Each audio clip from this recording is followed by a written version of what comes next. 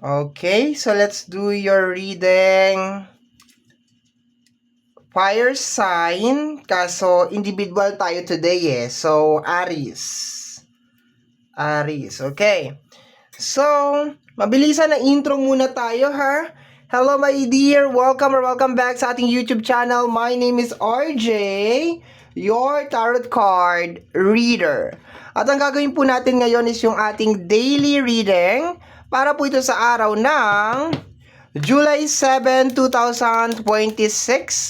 Titingnan po natin kung ano mga eksena, kaganapan at kung ano-ano pa na maaari mong makasalubong sa araw na ito. Pero before po tayo mag-start ng ating reading, hayaan niyo po ako na kunin itong pagkakataon na ito na makapagpasalamat.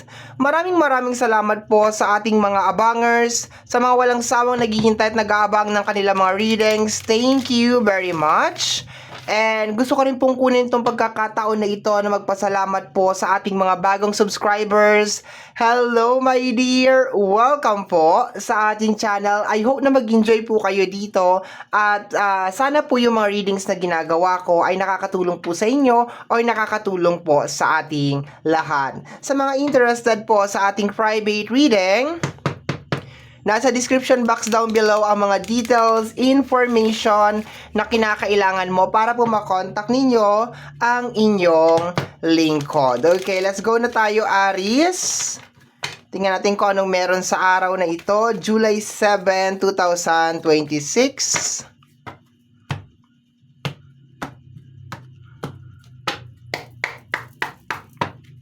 Let me see. Bali, 8 cards in total.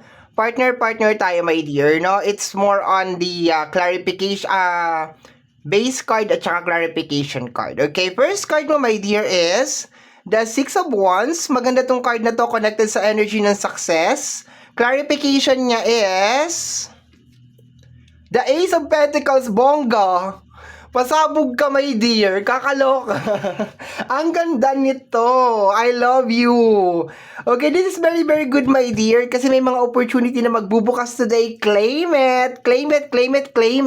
May mga opportunity na magbubukas today, my dear. Possible din na meron ka mga travels today or meron ka mga pupuntahan, my dear. Mga business related or money connected or money connected. Money related. Ang ganda.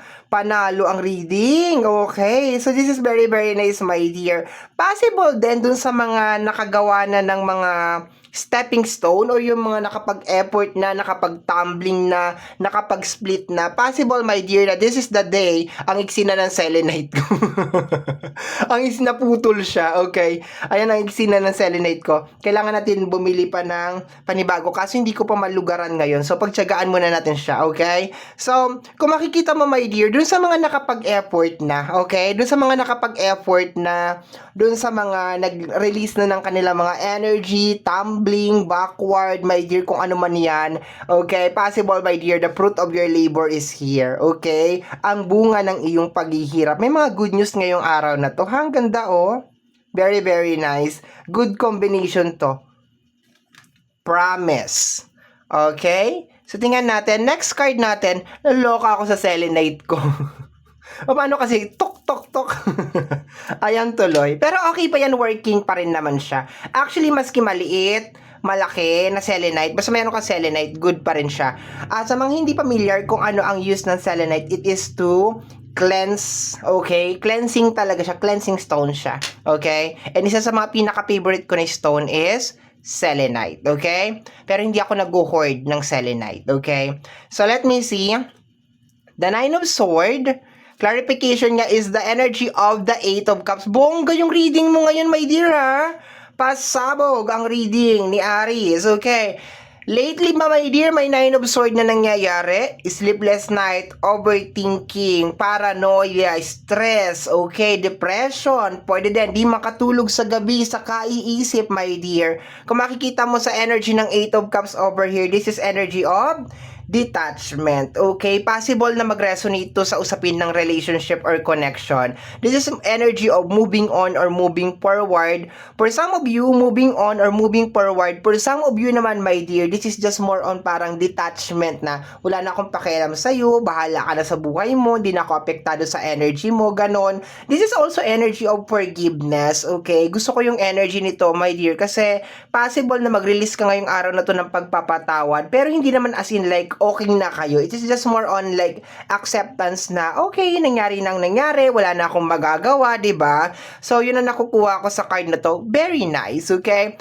8 cards in total, nakakaapat na tayo. And sabi ko nga, mayroon mga good news sa usapin ng pinansyal. So, kung lately parang pinanghihinaan ka ng loob, nawawalan ka ng pag-asa sa isang situation or isang pangyayari, ngayong araw na to, my dear, talagang magkakaroon ka ng confidence, magkakaroon ka ng kakaibang energy, kakaibang power, okay, to do whatever it is. Kung ano man yung bagay na yan, my dear, na posibleng nagkakos ng iyong Nine of Swords. Pero itong area na to, resonated to sa, mas malakas yung kanyang resonate sa area ng connection, which is family, friends, and relationship dito. Okay? Next card, my dear, is the Sun card. Okay, ang ganda ng reading mo.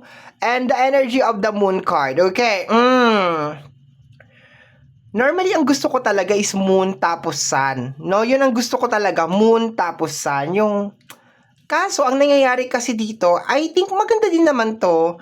I can feel siguro na nandun ka siguro sa moment na 'di ba, papunta ka na talaga sa rest. Papunta ka na dun sa moment of letting go. Yung para bang typical na parang pina-priority mo na yung sarili mo. 'Di ba pag umaga, 'di ba super busy tayo, ang dami-dami natin ginagawa, kung ano-ano tumbling, split backward, and then paggabi na, ayan na. 'Di ba? Doon na tayo natutulog, doon na tayo nagre-recover, doon na tayo nakahiga sa ating mga kung saan-saan man, sa upuan, sa sofa, or kung saan sa sofa, 'di ba, sa higaan, nagsi-cellphone, nag-scroll. Yung para bang you're giving quality. Ang nakukuha ko sa combination ng dalawang card na to, my dear, is more on parang quality control.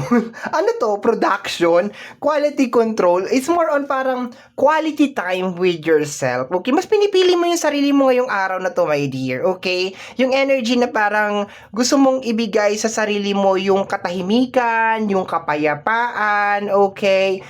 This is also the energy of like recovery, recharge. Okay? And recovery, recharge, nare-receive ko is more on return, it's more on return, getting back your power is more on recovering yung iyong power, kung ano man yung power na parang nailabas mo sa mundo, yung ganon, okay? Yung ganda nitong combination, pero normally bas gusto ko yung ganito, kasi bakit gusto ko yung combination ng moon sa sun, bakit ko siya gusto? Kasi dilim sa umaga. Ganon, yung parang aalis ka na talaga dun sa darkness. So, ang nakukuha ko, my dear, to the point na ganito to, possible na nandun ka sa process. 'Di ba? Totoo naman ito naman, kung makikita mo dito, my dear, nasa proseso ka pa talaga.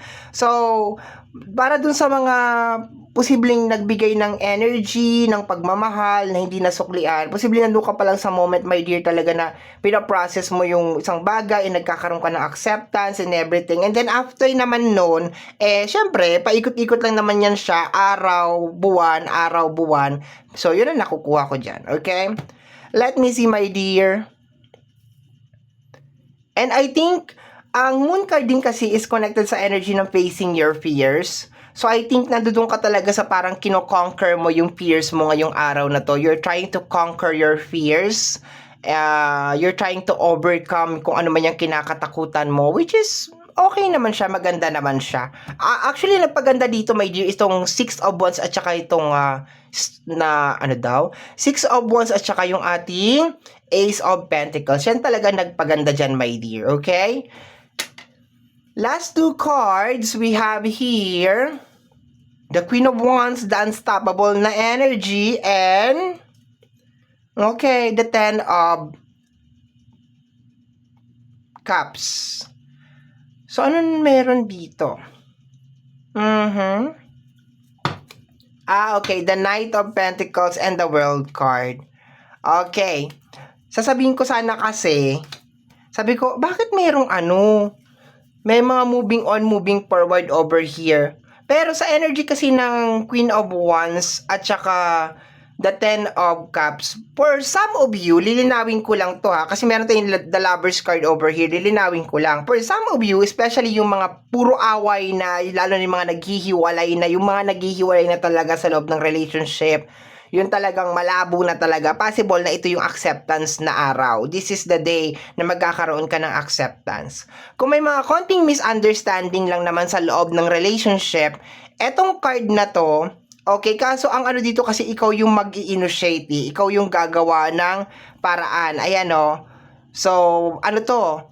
Para sa mga padre de pamilya, sa mga breadwinners ng pamilya. So, you're trying to fix yung family, no? Siguro kung meron lang mga minor or major issue sa loob ng family, ayan, you are trying to fix. Nasa iyo ang effort, my dear. Okay, nasa iyo ang effort. Okay? We have here the Knight of Pentacles and the World card. Okay? Slowly but surely, susubukan mong ayusin. Kung hindi man to susubukan mong ayusin yung buhay mo or susubukan mong ayusin yung pamilya, okay? Pero once again, my dear Aries, kung medyo lately, lalo na to 9 of Swords, yung tarabang may mga abandonment issue na, yung mga parang pinagpalit ka na, yung mga ganun na issue talaga, yung as in talaga super obvious na talaga, my dear, na parang hindi na talaga mag-work tong relationship na to. I think this is the day, my dear, na magkakaroon ka ng acceptance, okay? And meron tayong the Lovers card dito. Wag kiligin kasi ang the Lovers is more on tulungan, more on a clear communication. So possible, my dear, na meron mga closure ngayong araw na to, meron mga pag-uusapan, meron mga collaboration or tulungan, lalo na my dear, sa loob ng relationship dito. Kasi ito magiging closure niyan ganyan Yan. Therefore, I conclude, ganyan. So, yan ang magiging bottom deck of the card. Actually, ito magiging bottom deck of the card. Ayan. So, you're trying to fix yourself. You're trying to balance yung sarili mo, my dear. Okay, lalo na sa usapin ng pinansyal, ayan, you're trying to balance yourself, okay? And sa loob naman ng connection or sa loob ng relationship, ayan, meron mga pag-uusap na mangyayari ngayong araw na to. I think it's more on closure, okay? It's more on closure or it's more on agreement, okay? So, depende sa sitwasyon, my dear, ng relationship, okay? So, my dear, maganda yung reading mo maganda yung reading mo. I love the energy, lalo my dear sa usapin ng pinansyal, okay? So, my dear, yan po nasagap natin na message energy para sa araw na ito, July 7, 2026. Kagaya po ng lagi kong sinasabi, ang tanging hiling at dasal ko lamang po sa ating buong may kapal na ang mga readings na ginagawa ko ay nakakatulong po sana sa ating lahat. Maraming salamat po. Thank you, my dear. Take care of yourself. Bye-bye!